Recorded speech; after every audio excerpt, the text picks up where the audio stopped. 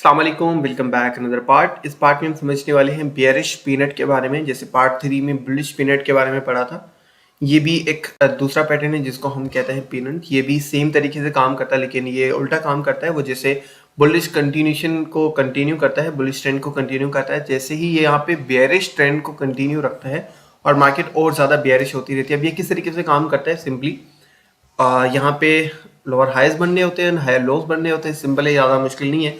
और उसी ही ट्रायंगल के अंदर मार्केट यहाँ पे फंसा जाता है और यहाँ पे मार्केट जैसे ही ब्रेक डाउन देता है और मार्केट यहाँ से सीधा एग्जैक्टली क्रैश होता रहता है। इस पिक्चर में जैसे आपको शो हो रहा है, एग्जैक्टली लाइक दिस। और मार्केट यहाँ से सीधा और कंटिन्यूसली नीचे की तरफ जाना स्टार्ट कर लेता है।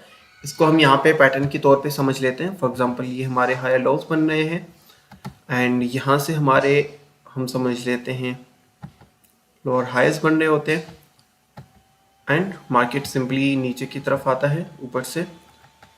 एंड इसी ही ट्रायंगल के अंदर मार्केट यहाँ पे चलता रहता है लाइक दिस। आई थिंक हमें गेन ये लेना पड़ेगा।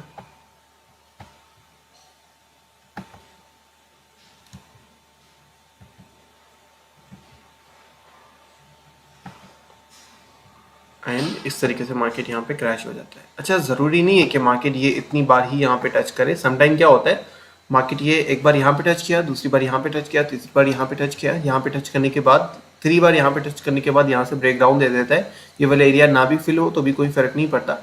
2 बार यहाँ से टच करें, 2 बार यहाँ से टच करें, तो हम यहाँ पे समझ लेते हैं कि कंप्लीट हमारा बेयरिश पीनट पैटर्न है, जो कि हम यहाँ पे इसके कंटिन्यू रख सकते हैं और ये इस तरीके से काम कर सकता है। ठीक है, अब इसमें सेम सिनेरियो है जैसे हमने बुलिश पीनट के बारे में पढ़ा था।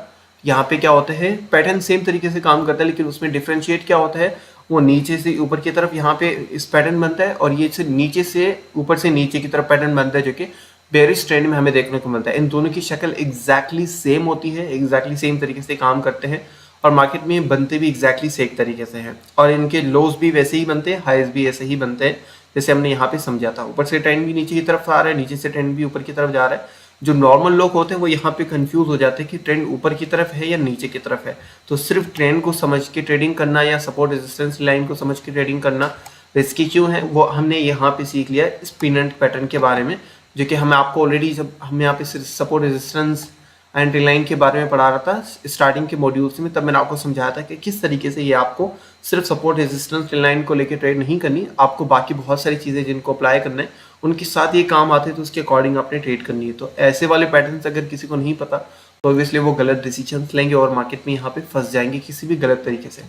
ओके, तो हम इसमें एंट्री पॉइंट बना लेते हैं। सबसे पहले जो हमारा एंट्री पॉइंट बनेगा वो ऑब्वियसली यहाँ से इसने ब्रेक डाउन दिया है, रिट्रेसमेंट ली है। रिट्रेसमेंट के टाइम हम यहाँ पे अपनी एंट्री लेंगे। शॉर्ट की पोजीशन होगी हमारी यहाँ पे, या अगर आपके पास बिटकॉइन है या कोई भी कॉइन है उसको आपने सेल करना होता है। ऑब्वियसली आपको जब क्लियर हो जाए कि मार्केट यहाँ से, अगर हम एग्जाम्पल लेते हैं इसका, फॉर एग्जाम्पल हम ये वाला परसेंटेज ले लेते हैं कि यार मार्केट सीधा यहाँ से 8% नीचे जाएगा, तो अगर आपके पास $100 का यहाँ पे डॉट कॉइन पड़ा है तो आपको पता है यार $8 मेरे कम होने वाले, तो मैं यहाँ पे $8 $100 का बेच दूंगा। अगर $1000 पड़े हुए तो उसके अकॉर्डिंग आपको 8% का लॉस होगा, या $1,00,000 के पड़े तो आपको ऑब्वियसली $20,000 का या $18,000 का लॉस होगा। तो आप सिंपली यहाँ पे सेल करेंगे और यहाँ पे अगेन वही सेम चीज़ को बाय कर लेंगे।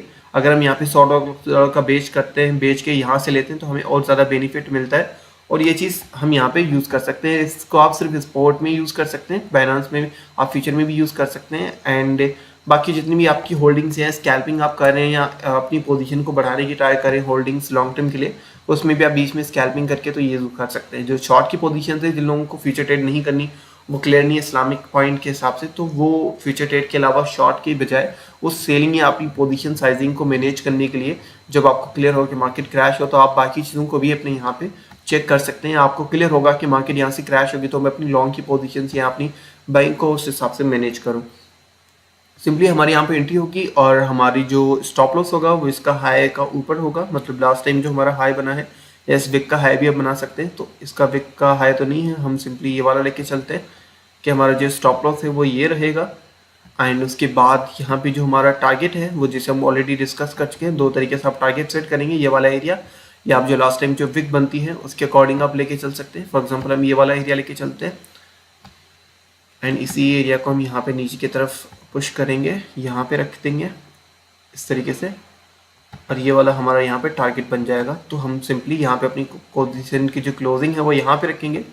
ये चीज़ हम ऑलरेडी जानते हैं, 2 टारगेट हमने सेट करने, तो 2 टारगेट आप दूसरा टारगेट आप बीच में भी रख सकते हैं या सपोर्ट के हिसाब से, जैसे ये वाला हमारे यहाँ पे पॉइंट मिल रहा है तो ये वाला टारगेट हम पहले यहाँ पे भी रख सकते हैं, दूसरा टारगेट हम यहाँ पे भी रख सकते हैं। 2 टारगेट ज़रूरी है, चाहे आप कोई भी ट्रेड करें, कोई भी स्ट्रैटेजी यूज़ करें, इसमें एक आपका रिस्क मिनिमाइज हो जाता है। तो सिंपली हम यहाँ पे अपनी शॉर्ट की पोजीशन ओपन करते हैं एंड हमारा जो टारगेट बनता है वो बनता है ऑलमोस्ट 7.3% का प्रॉफिट, एंड जो हमारा लॉस बनता है अगर स्टॉप लॉस हिट होता है तो 1.21%, जो कि रिस्क रिवार्ड रेशियो 1:6 है, जो कि काफ़ी अच्छा है। अगर मैंने यहाँ पे पैटर्न देखा होगा, मुझे याद नहीं मैंने इसको ट्रेड किया है नहीं, लेकिन ऐसी गोल्डन अपॉर्चुनिटी बहुत कम देखने को मिलती है जहाँ पे आपको रिस्क रिवार्ड रेशियो बहुत अच्छा बने, जहाँ पे आप बड़ी पोजीशंस भी ले सकते हैं, आप अपनी रिस्क को यहाँ पे ट्राई भी कर सकते हैं, आप अपनी थोड़ा सा ज़्यादा रिस्क आप यहाँ पे ऐसे मोमेंट्स पे ले सकते हैं जहाँ पे आपका रिस्क रिवार्ड रेशियो बहुत अच्छा बन रहा हो।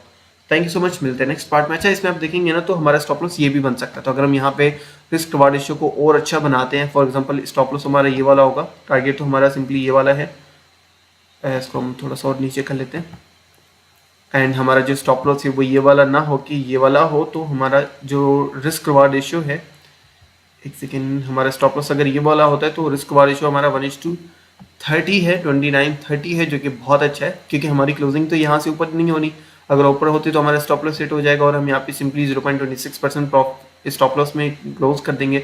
और अगर नीचे जाते तो हमारा 29:30 1:30x हमारा जो यहाँ पे प्रॉफिट बनना है। तो आप ये वाली स्ट्रैटेजी भी यूज़ कर सकते हो, बहुत से लोग ऐसे करते हैं। इसमें क्या होगा, अगर आपका एक्यूरेसी लेवल 10% भी है ना, 100 ट्रेड लेते हो जिसमें 10 ट्रेड आपकी प्रॉफिट में जाती है, 90 ट्रेड आपकी लॉस में जाती है, फिर भी आप ज़्यादा प्रॉफिट में रहते हो क्योंकि आपका रिस्क रिवार्ड रेशियो बहुत अच्छा है। तो इस स्ट्रैटेजी को आप यूज़ करके आप आपकी स्ट्रैटेजीज बाकी जितनी भी हैं, आप जो ट्रेड के लिए स्ट्रैटेजी यूज़ करते हो वो अगर फेल भी होती तो भी रिस्क रिवार्ड रेशियो आपको बहुत अच्छे से बचा सकता है, आपका पोर्टफोलियो बचा सकता है।